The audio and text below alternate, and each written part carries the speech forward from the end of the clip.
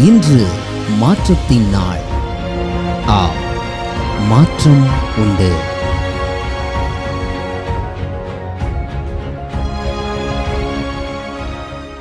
ஆண்டவராகிய இயேசுவின் நாமத்தினாலே மாற்றம் உண்டு என்கிற தினதின தியானத்தின் மூலமாய் உங்களை சந்திக்கிறதுல எனக்கு மிகுந்த சந்தோஷம். ஆண்டவரும் இரட்சகருமாகிய இயேசுவின் நாமத்தில் உங்களை வாழ்த்துகிறேன். உங்கள் சுகத்தை விரும்புகிறேன். சந்தோஷமாக இருப்பீங்கன்னு விசுவாசிக்கிறேன். என்ன சந்தோஷம்னு கேட்காதீங்க. நிச்சயமாகவே கிறிஸ்துவுக்குள் உங்களை அவர் மகிழ்ச்சியாக்குவாராக, சந்தோஷப்படுத்துவாராக, மேன்மைப்படுத்துவாராக. சகலவற்றையும் இழந்து நிற்கிறேனே, எல்லாவற்றிலையும் சோர்வுதான் மிஞ்சி நிற்கிறது என்று புலம்பிக் கொண்டில்லாதபடிக்கு எப்போதும் தேவனுடைய வசனங்களையும் வார்த்தைகளையும் உற்சாகமாய் அறிக்கையிட ஆரம்பியுங்கள். கர்த்தர் உங்கள் இருதயங்களை சந்தோஷத்தினாலே நிரப்பட்டும் என்று நான் ஜெபம் பண்ணுகிறேன். யாத்திராகமம் 17ஆம் அதிகாரம் 6ஆம் வசனம், எக்ஸோடஸ் சாப்டர் 17 verse number 6. அங்கே ஓரேப்பிலே நான் உனக்கு முன்பாக கன்மலையின் மேல் நிற்பேன், நீ அந்த கன்மலையை அடி, அப்பொழுது ஜனங்கள் குடிக்க அதிலிருந்து தண்ணீர் புறப்படும் என்றார். அப்படியே மோசே இஸ்ரவேல் மூப்பரின் கண்களுக்கு முன்பாக செய்தான். Behold, I will stand before you there on the rock at Horeb, and you shall strike the rock, and the water shall come out of it, and the people will drink. And Moses did so in the sight of the elders of Israel. நான் உனக்கு முன்பாக கன்மலையின் மேல் நிற்பேன்.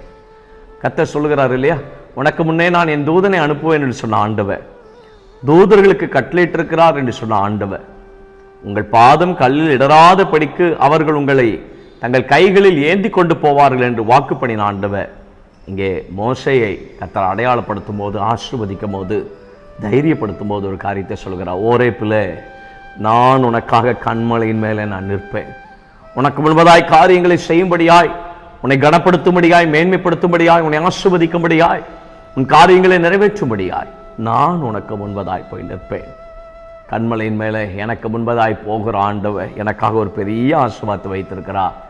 நான் அவரை தொடர்ந்து வருவதற்கு அவருடைய சமூகம் எனக்கு முன்பதாய் சென்று கொண்டிருக்கிறது, அவருடைய மகிமை எனக்கு முன்பதாய் சென்று கொண்டிருக்கிறது, அவருடைய பிரசன்னம் எனக்கு முன்பதாய் சென்று கொண்டிருக்கிறது. இன்றைக்கு ஒரு புதிய பிரயாணத்தை நீங்கள் தொடங்க இருக்கலாம். இன்றைக்கு ஒரு புதிய காரியத்தை நீங்கள் தொடங்க இருக்கலாம். ஒரு புதிய காரியத்திற்காக நீங்கள் ஆயத்தமாகி கொண்டிருக்கலாம். பரிசுத்த ஆவியானவர் உங்களுக்கு வாக்கு பண்ணுகிறார், நீ போ, உனக்கு முன்பதாக நான் பேசுவதற்காக அங்கே வந்து நிற்பேன். நீ போ, உனக்காக வழக்காடுவதற்கு நான் வந்து நிற்பேன். உன் சத்துருக்களோடு வழக்காட நான் வந்து நிற்பேன். உன் காரியங்களை ஜெயமாய் முடிப்பதற்கு நான் வந்து நிற்பேன். உன் ப்ராஜெக்டை வெற்றியாய் நிறைவேற்றுவதற்கு நான் வந்து நிற்பேன். உன் குடும்ப காரியங்களில் பூரண சமாதானத்தை தருவதற்கு நான் அங்கே கன்மலையின் மேலே நான் நிற்பேன். என் சமூகம் உனக்கு முன்பதாக செல்லும் என்று கர்த்தர் வாக்கு பண்ணுகிறார். கர்த்தர் செய்த காரியம், ஒரு காரியத்தை உங்களுக்கு அடையாளப்படுத்தி காண்பிக்க விரும்புகிறேன். மோசே கர்த்தர் வா என்று அழைத்து அங்கே கன்மலையின் மேலே அவர் ஆமேன் ஆயத்தமாகி நிற்கும்போது மோசே கொண்டு ஒரு காரியத்தை செய்தார். அங்கே நின்றவ ஒரு காரியத்தை மோசேயின் வாழ்க்கையிலே செய்தது, அவனை கனப்படுத்தினார்.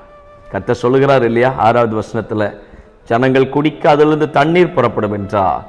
அப்படியே மோசே இஸ்ரவேல் மூப்பரின் கண்களுக்கு முன்பாக செய்தான்.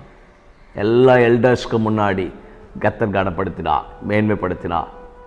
கனத்துக்குரிய பாத்திரமாய் கர்த்தர் நிறுத்தினார், மேன்மைக்குரிய பாத்திரமாய் கர்த்தர் நிறுத்தினார்.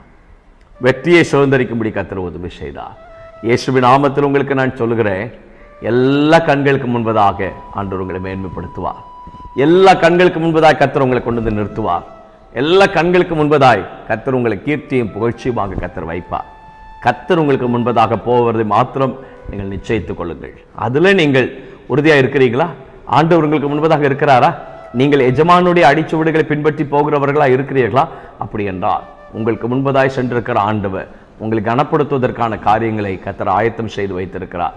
நிச்சயம் நீங்கள் சுதந்திரிப்பதற்கு என் ஆண்டவர் அனுக்கிரகம் செய்வார். நல்ல பிதாவே, இயேசுவின் நாமத்தில் உம்முடைய பிள்ளைகளுக்காய் ஜெபிக்கிறேன். சகல காரியங்களும் கனத்துக்குரிய பாத்திரமாய், மேன்மைக்குரிய பாத்திரமாய், ஆசீர்வாதமாய் பிள்ளைகளுக்கு நிறைவேறட்டும், நடக்கட்டும் என்று நாங்கள் ஜெபமிடுகிறோம்.